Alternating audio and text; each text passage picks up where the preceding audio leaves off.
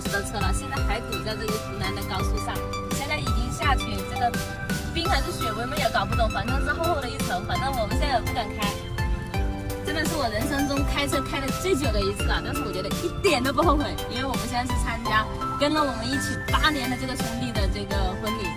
真的，这8年来真的大家都不容易。他原来是我们的顾客，然后呢，再到我们小伙伴现在是我们店长，又是合伙人，所以他的婚礼啊，哪怕是下刀子再开30个小时的车，我们都得去。你去不去？去。这后不后悔？不后悔。就是我真的蛮忐忑的。你看这冰，我其实开了20码，我